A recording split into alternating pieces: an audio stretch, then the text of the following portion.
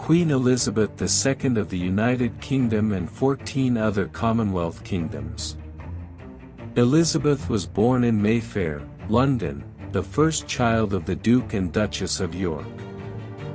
Her father ascended the throne in 1936 after his brother, King Edward VIII, abdicated, making Elizabeth the presumptive heir. Born, April 21, 1926, Broughton Street, London, United Kingdom. Died, September 8, 2022, Balmoral Castle, United Kingdom. Children: Charles, Prince of Wales, Prince Andrew, Duke of York, Anne, Princess Royal, Prince Edward, Earl of Wessex. Grandchildren: Prince Harry, Duke of Sussex. Spouse: Prince Philip, Duke of Edinburgh, 1947 to 2021. Full name: Elizabeth Alexandra Mary Windsor. When life seems hard, the courageous do not lie down and accept defeat. Instead, they are all the more determined to struggle for a better future. The world is not the most pleasant place. Eventually, your parents leave you and nobody is going to go out of their way to protect you unconditionally. You need to learn to stand up for yourself and what you believe, and sometimes, pardon my language, kick some ass. I know of no single formula for success. But over the years I have observed that some attributes of leadership are universal and are often about finding ways of encouraging people to combine their efforts, their talents, their insights, their enthusiasm and their inspiration to work together. Work is the rent you pay for the room you occupy on earth. I declare before you all that my whole life, whether it be long or short, shall be devoted to your service and the service of our great imperial family to which we all belong.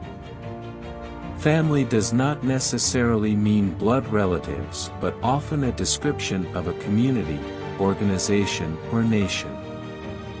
It has been women who have breathed gentleness and care into the hard progress of humankind. We all need to get the balance right between action and reflection. With so many distractions, it is easy to forget to pause and take stock. There are long periods when life seems a small, dull round, a petty business with no point, and then suddenly we are caught up in some great event which gives us a glimpse of the solid and durable foundations of our existence. I cannot lead you into battle. I do not give you laws or administer justice, but I can do something else.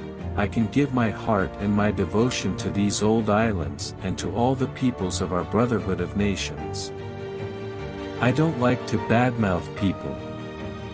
But I'm the head of a monarchy that began in the 9th century, and I'm apparently more modern than Chris Christie. Look, no, he has to appeal to the crazy right-wingers in his party. But the fact is, he's not as forward-thinking as an 87-year-old lady who wears a crown on her head. It's pathetic. Families, friends, and communities often find a source of courage rising up from within. Indeed, sadly, it seems that it is tragedy that often draws out the most and the best from the human spirit. On being criticized for her serious expression, I simply ache from smiling. Why are women expected to beam all the time? It's unfair. If a man looks solemn, it's automatically assumed he's a serious person, not a miserable one. In the turbulence of this anxious and active world, many people are leading uneventful, lonely lives. To them, dreariness, not disaster, is the enemy. They seldom realize that on their steadfastness, on their ability to withstand the fatigue of dull repetitive work, and on their courage in meeting constant small adversities depend in great measure the happiness and prosperity of the community as a whole. The upward course of a nation's history is due in the long run to the soundness of heart of its average men and women.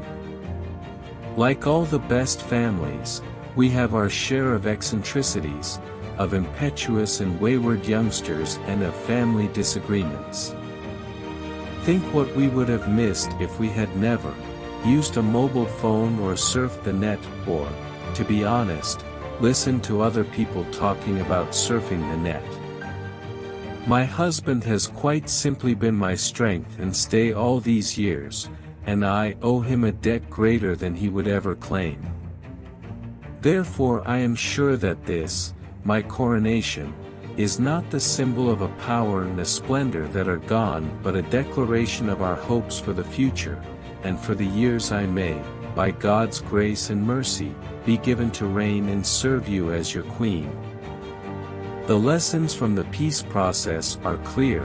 Whatever life throws at us, our individual responses will be all the stronger for working together and sharing the load. In remembering the appalling suffering of war on both sides, we recognize how precious is the peace we have built in Europe since 1945. On the 1982 intruder into her bedroom, I realized immediately that it wasn't a servant because they don't slam doors. We lost the American colonies because we lacked the statesmanship to know the right time and the manner of yielding what is impossible to keep. To all those who have suffered as a consequence of our troubled past, I extend my sincere thoughts and deep sympathy. With the benefit of historical hindsight, we can all see things which we would wish had been done differently or not at all. 1992 is not a year I shall look back on with undiluted pleasure. In the words of one of my more sympathetic correspondents, it has turned out to be an annus horribilis. Experience shows that great enterprises seldom end with a tidy and satisfactory flourish. Together, we are doing our best to re-establish peace and civil order in the Gulf region, and to help those members of civil and ethnic minorities who continue to suffer through no fault of their own. If we succeed, our military success will have achieved its true objective. First, I want to pay tribute to Diana myself. She was an exceptional and gifted human being.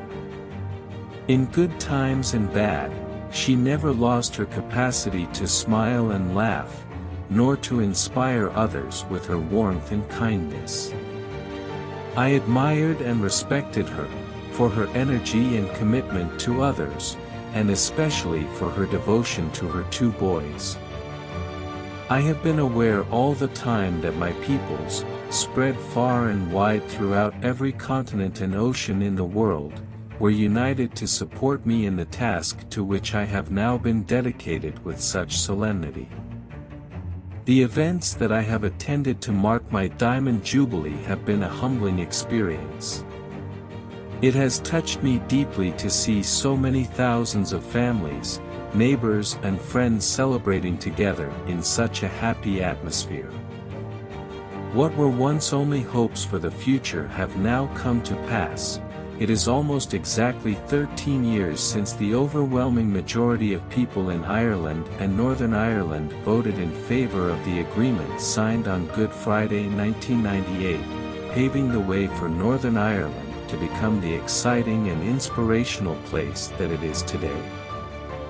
I hope that tomorrow we can all, wherever we are, join in expressing our grief at Diana's loss, and gratitude for her all too short life. It is a chance to show to the whole world the British nation united in grief and respect. Madam President, speaking here in Dublin Castle, it is impossible to ignore the weight of history, as it was yesterday when you and I laid wreaths at the Garden of Remembrance.